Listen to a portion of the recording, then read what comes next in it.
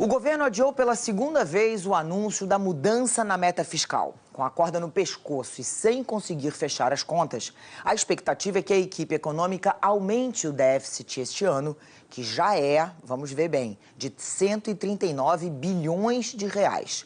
O rombo do ano que vem também deve ser revisto.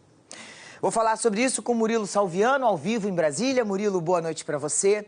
Tava todo mundo esperando que esse anúncio viesse hoje. Agora, o que aconteceu? Não teve consenso aí para definir o tamanho desse buraco nas contas, foi isso? Leilani, boa noite a você e boa noite a quem nos acompanha. O negócio é o seguinte, o governo quer ter certeza do dinheiro que pode entrar no caixa neste ano, em 2017, para determinar essa meta fiscal e evitar uma outra revisão da meta fiscal lá na frente, que pode gerar um grande desgaste político. Um outro ponto é que o governo quer limitar, não quer ultrapassar, por exemplo, o rombo que foi feito no ano passado. No ano passado, o país fechou as contas públicas com déficit de 160 bilhões de reais. Então, por isso, a área econômica do presidente Michel Temer defende que o rombo deste ano, de 2017, fique até 159 bilhões de reais, não ultrapasse essa marca, embora alguns nomes da articulação política do presidente Michel Temer tenham defendido nas últimas semanas, nos últimos dias, um rombo um pouco maior para atender algumas demandas envolvendo o Congresso Nacional. Mas a área econômica quer que esse rombo fique no teto aí dos 159 bilhões de reais para evitar esse choque, para evitar que esse rombo fique acima do rombo do ano passado, que foi de 160 bilhões de reais. Por isso, a equipe econômica faz todas as contas no miudinho para saber exatamente que dinheiro que pode entrar.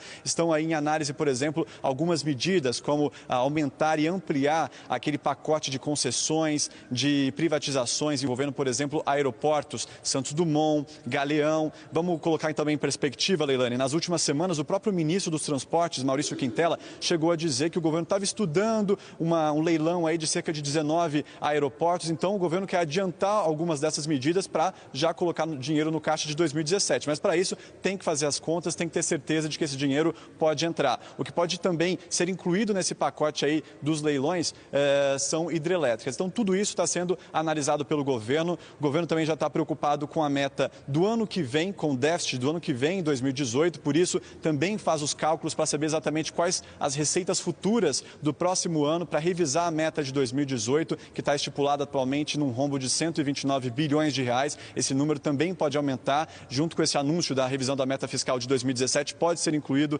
e deve ser incluído essa revisão da meta fiscal de 2018. Para isso, o governo já estuda diversas medidas para engordar o caixa do ano que vem, para aliviar esse caixa no ano que vem, como, por exemplo, adiar o aumento salarial dos servidores do Executivo Federal. O aumento viria só em 2019 e não em 2018. O governo estima que pode economizar cerca de 10 bilhões de reais com essa medida. Há outras medidas em estudo e um ponto que o governo vem também tentando articular nos bastidores é a situação do refis, a renegociação das dívidas previdenciárias, das dívidas tributárias, as dívidas com a Receita Federal. Então, esse refis, o governo esperava, quando ele editou a medida provisória, arrecadar cerca de 13 bilhões de reais com esse refis, mas no Congresso Nacional houve tanta costura política, os parlamentares resolveram dar tanto desconto para esses devedores, que aí a expectativa caiu de 13 bilhões para menos de 500 milhões e agora o governo tenta uma negociação com esses parlamentares. Mas a negociação, Leilani, está muito lenta.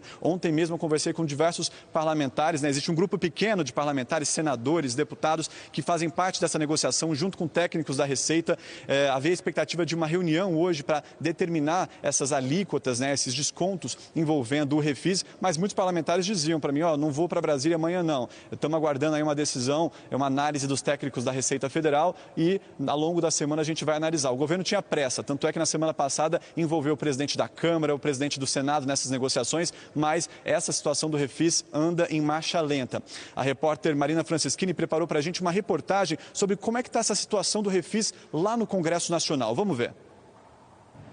A equipe econômica pressiona o Congresso em busca de receita e não aceita o texto aprovado na comissão, que deu descontos generosos de até 99% nos juros e nas multas do Refis, Programa de Refinanciamento de Dívidas Tributárias. O refis que o governo enviou, ele veio com um tamanho de expectativa de arrecadação e o relatório trouxe a um volume muito inferior. Esse é o grande desafio dessa semana e nós estaremos envidando esforços para que consigamos evoluir bem no equilíbrio fiscal a partir dessas decisões que serão tomadas nessa semana. O Refis, que é uma medida que ele adotou para tentar obter receitas extraordinárias, encontra resistência dos empresários. Os empresários querem muito mais. É o próprio governo Temer que provocou isso. Facilitou a vida dos empresários na reforma trabalhista e agora não consegue ter votos para obrigar a aprovação do Refis. O Ministério da Fazenda está negociando um acordo com um grupo de deputados e senadores. O argumento é que, do jeito que o texto está, o programa se torna um incentivo aos maus pagadores.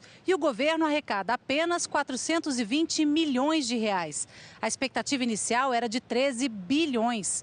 Do outro lado, a pressão é do setor produtivo, que diz que empresas não vão sobreviver à recessão sem o alívio no pagamento de juros e multas. No cenário de queda na arrecadação e dificuldade em cobrir o déficit, também cresce a pressão do governo pela aprovação da reforma da Previdência, ainda nesse ano. Mesmo que tenhamos que fazer algumas alterações na proposta que saiu da comissão especial, nós precisamos votar essa matéria neste ano, porque é o início da retomada da responsabilidade fiscal e isso aponta para os mercados como uma responsabilidade que será seguida daqui para frente. A oposição diz que a reforma não sai porque nem mesmo a base aliada está comprometida com o governo. Ele vem com um discurso de austeridade, um discurso de que precisa se ajustar as contas, mas esse ajuste ele não tem como acontecer, simplesmente porque é um governo que já está totalmente comprometido, fragilizado e que precisa de manhã, de tarde, de noite fazer concessões e articulações para se manter no cargo.